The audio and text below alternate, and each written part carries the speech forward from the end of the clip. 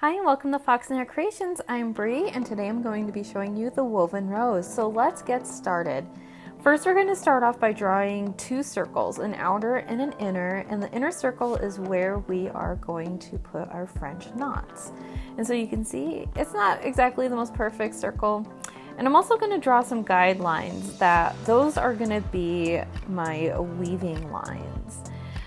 I know I'm not speaking the best of terms, but these are the lines that we're going to be weaving in and under. So first I'm going to start off with the French knots.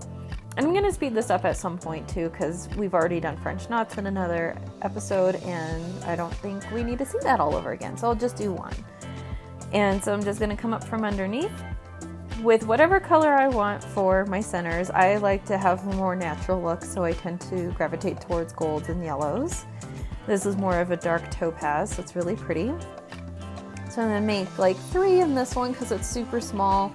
And for others, like the bigger one over there, I did about 5 or 6 just to kind of fill in the space. And it's easier to get these done first before doing the rest of it because it's easier to not go through all the other threads.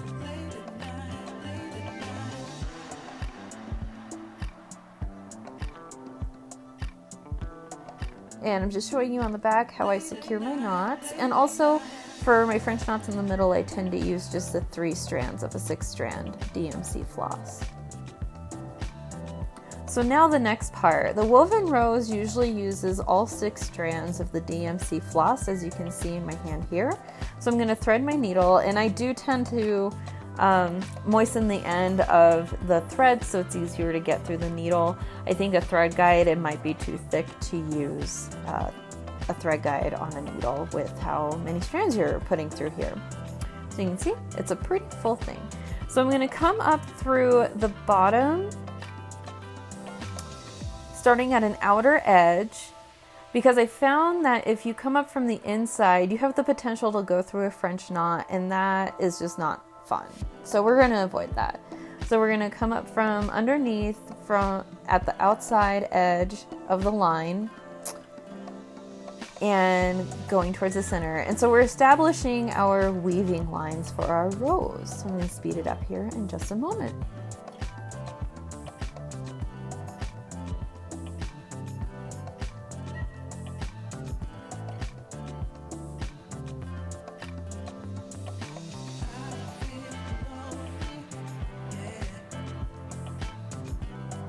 So the next step is to come up in the middle or in between 2 of the weaving lines, and we're gonna start by going either over or under. I like to start over it and go under the next one and just weave in and out of the strands. So you can see I'm gonna go under the second one, and I'm going to go over the third one and under the fourth and over the fifth.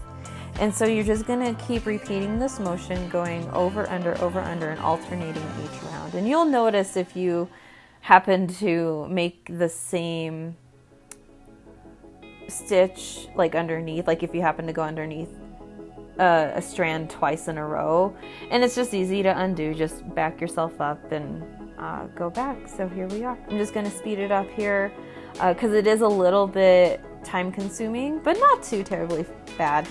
And the trick is too, when you're making these woven roses, is you don't want to pull super tight on the strand, on the thread, because you want it to be kind of bouncy and florally looking. You want to make it look like there's petals that are being established.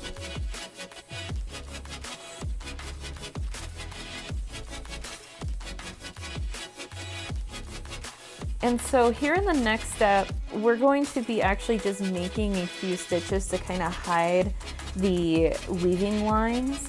So you can see I'm just going to go down through the fabric this time instead of underneath the weaving line. And it is a little bit of a struggle, so just be prepared for that.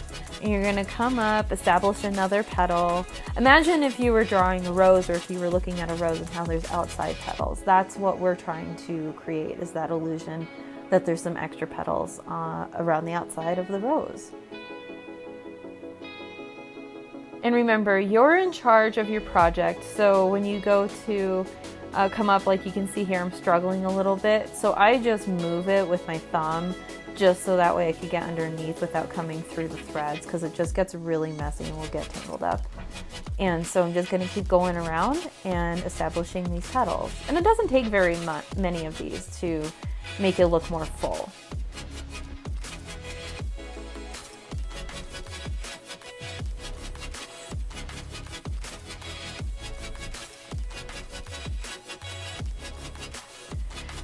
And so when you're done, you're just gonna tie a knot on the back, and you don't really have to go through other stitches on the back side to tie it off, because the strand is so thick you can make a single knot at the base and it should stay in place.